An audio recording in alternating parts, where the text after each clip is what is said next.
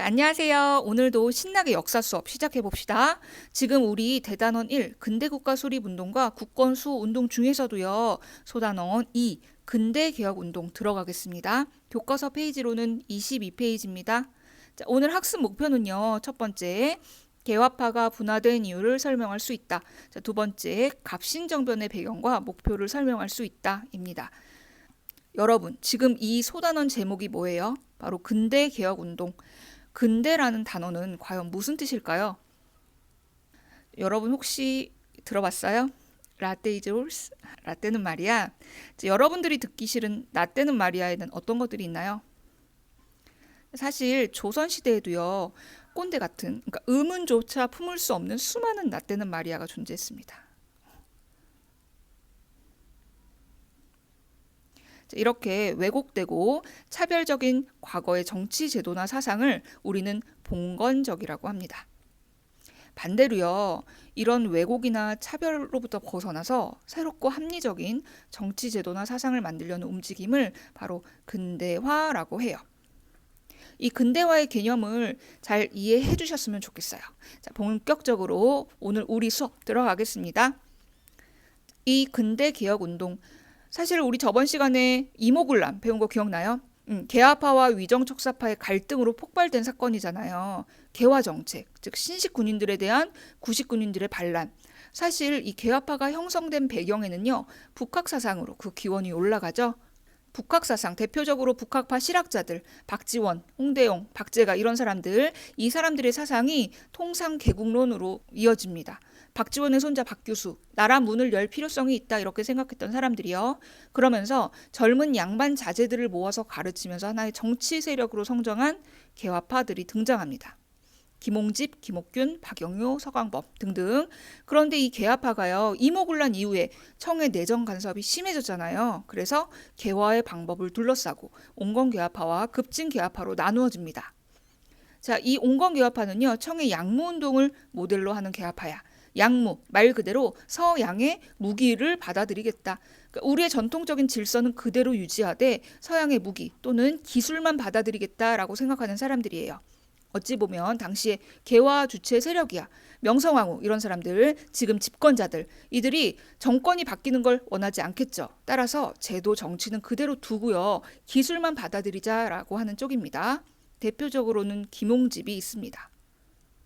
자, 급진개혁파는요. 지금 우리나라가 요 모양 요 꼴인데 안 된다. 빨리빨리 개혁하자. 이렇게 생각하는 사람들이에요. 청의 내정 간섭을 당연히 반대했고요. 그래서 야, 청의 근대화는 실패했지만 일본의 근대화는 성공하지 않았냐. 그러면서 차라리 이 일본의 메이지 유신처럼 기술뿐만 아니라 근대적 제도, 사상 싹 다 바꿔야 된다라고 생각하는 적극적인 개화 정책을 추진하는 사람들입니다. 그러니까 제도개혁, 정치개혁 다 해야 된다. 서구식 의회제도 이런 거 받아들여야 된다라고 생각합니다. 대표적으로는요. 김옥균이 있습니다. 따라서 온건개화파는요. 청의 양무운동을 모델로 우리의 전통적 질서는 유지하되 서양의 기술만 받아들이자는 점진적인 개혁을 추진하였고요.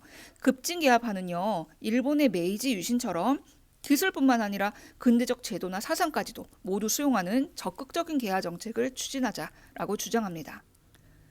이런 가운데 지금 개화 정책을 추진하고 있는 거 누구야? 온건개화파. 그쵸? 근데 이모군란 이후에 청의 내정 간섭이 너무 심해지고 온건개화파가 하고 있는 개화 정책이 진도가 안 나가니까 어때? 답답 터지죠. 그래서 빨리빨리 개화 정책을 추진하려고 했던 급진개화파들이 일으킨 사건이 있습니다. 그게 뭐다? 갑신정변. 갑신년 1884년에 일어난 급진개화파가 일으킨 사건이죠. 자, 먼저 갑신정변의 배경. 첫 번째, 마음에 들지 않아요. 누가요? 청나라. 이모군란 때 명성황후가 청나라한테 SOS 쳤잖아. 그쵸? 그 이후에 청나라의 내정 간섭이 너무너무 심해져요. 예를 들어서 지금 우리나라 국방장관, 재정부 장관 이런 사람들이 다 청나라가 파견한 사람들이란 말이야. 어처구니 없죠. 이런 식으로 이런 청의 간섭에서 벗어나기 위해 개혁을 꿈꿨다. 자, 두 번째, 지금 정권을 잡고 있는 사람들이 누구야? 명성황후, 온건개화파죠. 답답 터져. 근데 개화 정책을 하려면 뭐가 필요해? 돈이 필요하죠. 그래서 급진개화파 김옥균이 일본에서 돈을 빌려서라도 빨리빨리 개화 정책을 추진하려고 했는데 그 일본에서 돈을 빌리는데 실패해요. 그래서 정치적인 입지가 크게 위축되어 있었다. 이런 가운데 이모군란 이후에 청나라 군대가 우리나라에 들어와 있었잖아요. 그때 청푸전쟁, 그러니까 베트남을 사이에 두고 프랑스랑 청나라가 전쟁이 터집니다. 그러자 청나라 군대가 일부 철수한단 말이에요. 그 틈을 틈타서 급진 계하파가 민씨 세력과 청해 세력을 몰아낼 계획을 세웁니다. 동시에 일본도요, 조선 내에서 청해 세력을 배제할 좋은 기회로 판단하고 김옥균을 중심으로 한 급진 계하파에게 군사 지원을 약속합니다. 드디어 우정총국 개국 축하 파티를 이용해서 정부 주요 인물들, 민씨 일파들 처단하고요, 새로운 정부를 구성합니다.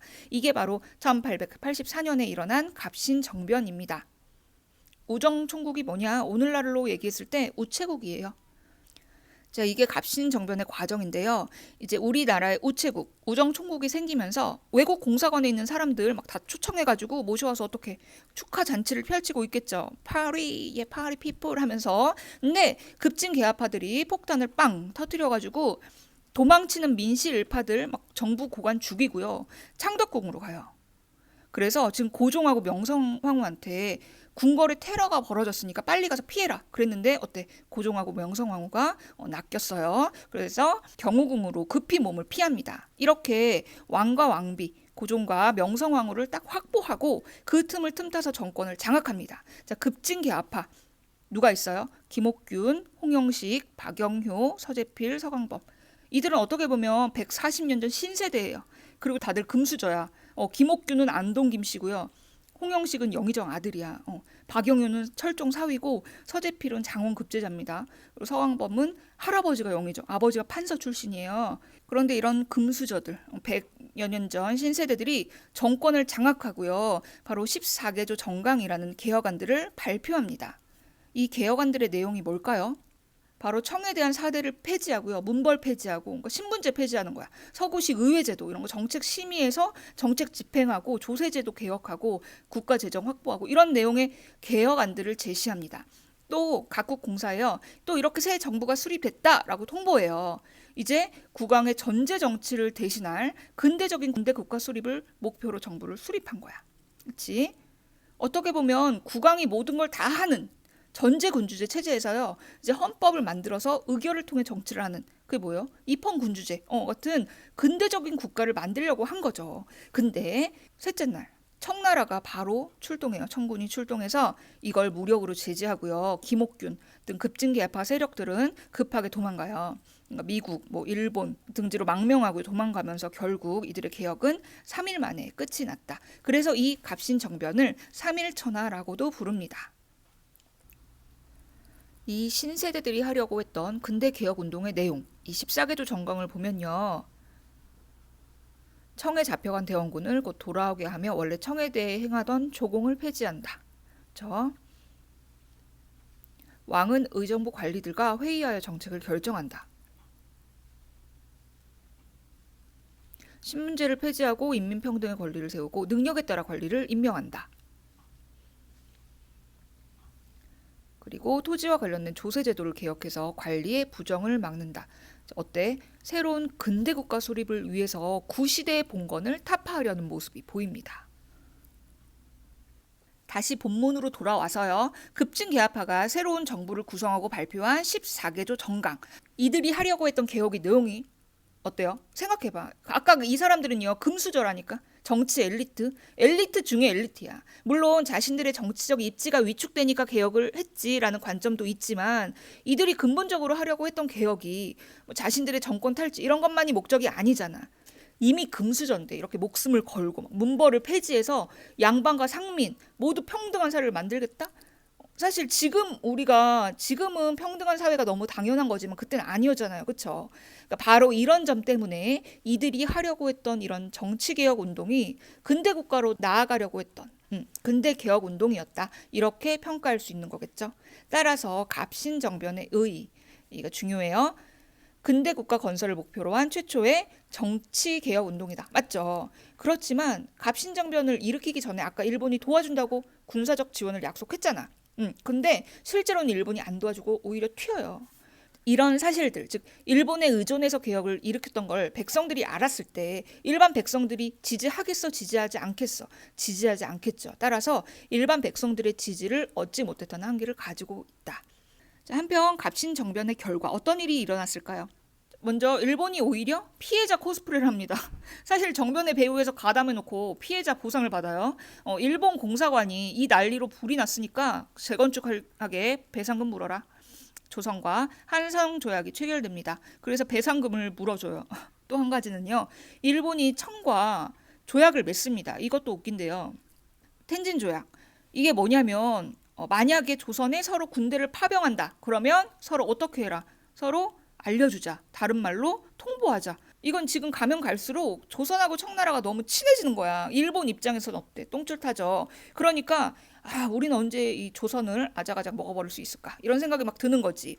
그래서 일본이 청나라한테 가가지고 야, 너 군대 파병할 때 나한테도 알려줘. 우리 그렇게 해보자. 대신 나도 군대 파병할 때 너한테 알려줄게. 이렇게 된 거야. 그게 바로 텐진 조약이다. 이렇게 조선 내에서뿐만 아니라 조선을 둘러싸고 불안감이 조성되는 사건이 또 발생합니다. 지금 조선 내에서 힘이 미친 듯이 커지고 있는 애들이 누구야? 바로 청. 그렇죠? 그래서 이게 우리나라, 그러니까 명성황후도 이게 그렇게 마음에 들진 않는 거야. 어떻게 하면 청의 간섭으로부터 좀 벗어날 수 있을까 생각하게 된 거죠. 이럴 거면 왜 청을 불러들였냐고, 그렇죠? 그래서 잘하는 거 뭐 있어? 다른 나라를 또 끌어들입니다. 청나라한테 SOS를 치더니 이제 청한테 벗어나려고 그렇게 끌어들인 나라 누구야? 바로 러시아. 이게 처음 단추를 잘못 끼우니까 계속 다른 나라를 끌어들여서 외세를 내보내려고 하는 거지. 뭐 하는 거냐고 이게 지금. 그쵸?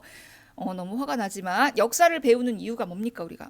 이런 역사를 잊지 말고 역사를 통해서 우리가 앞으로 어떻게 살아가야 되는지 배우는 거잖아. 그쵸? 그렇게 러시아와의 관계를 강화해서 청을 견제하려고 합니다. 그러자 갑자기 생뚱맞게 어떤 사건이 일어나냐면 바로 거문도 사건이야. 무슨 사건? 거문도 사건. 띵띠리 띵띵 거문도 사건이야. 이 거문고 말고 지금 우리나라를 두고요. 우리나라 남쪽에 엄청 코딱지만한 섬이 있어. 그게 바로 뭐였을까요? 띵띠딩띵띵 거문도야. 근데 이 거문도에 갑자기 누가 나타나냐면 엄청 생뚱맞는데요. 영국이 나타났어요, 여러분. 영국이 왜 와? 영국이 갑자기 나타나서 이 작은 섬을 불법적으로 점령해버려. 엄청 황당하죠. 왜 그러느냐? 사실 그 당시에 영국이 엄청 잘 나갔어요. 그리고 러시아는 계속 남하 정책을 펼쳐. 러시아가 남하 정책을 펼치니까 전 세계에서 영국과 러시아는 미친 듯이 부딪히고 있었단 말이야. 그런데 우리나라에서 지금 누구의 파워가 세지는 게 보여? 러시아의 파워가 세지는 게 보여. 그러니까 영국이 안 되겠다 하면서 러시아의 파워가 커지는 걸 보고 우리나라를 갑자기 점령해버린 거야. 이 사건이 뭐냐면 거문도 사건이야. 따라서 거문도 사건은 영국과 관련이 있는 사건이다. 어쨌든 이건 조선도 영국에 항의하고요. 주변 나라들이 좀 중재를 했어요. 그래서 2년 만에 철수는 했다. 그래서 큰 사건은 없었지만 이걸 통해서 알 수 있는 게 뭐야? 한반도. 그러니까 조선을 둘러싼 열강의 대립이 치열해지고 있구나. 엄청나게 위기감이 조성되고 있었다. 청나라, 일본, 러시아에 이어서 영국까지. 따라서 한반도는 어때? 굉장히 작은 나라인데 이 작은 나라를 먹으려고 주변 여러 나라들이 막 군침을 뚝뚝 흘리고 있는 걸 여실히 느낄 수 있었다는 거죠. 그렇지. 그러자 차라리 안 되겠다. 이렇게 강한 열강들이 우리나라를 중심으로 충돌하고 있으니까 안 되겠다. 아예 조선을 뭐로 만들어버리자? 중립국으로 만들어버리자라는 주장이 제기되기도 했습니다. 누구에 의해서? 당시 육일준 그리고 부들러라는 독일 사람이 있어요. 중립국이라는 건 어떤 나라도 그 나라를 식민지로 먹을 수 없어. 왜? 그냥 중간이니까. 그러니까 이런 주장. 한반도를 중립국으로 만들자. 한반도 중립국화론 이 제기되기도 했으나 그냥 제기되기만 했다. 말만 하고 그냥 끝났다는 거죠. 어때? 우리나라 상태가 별로 안 좋죠.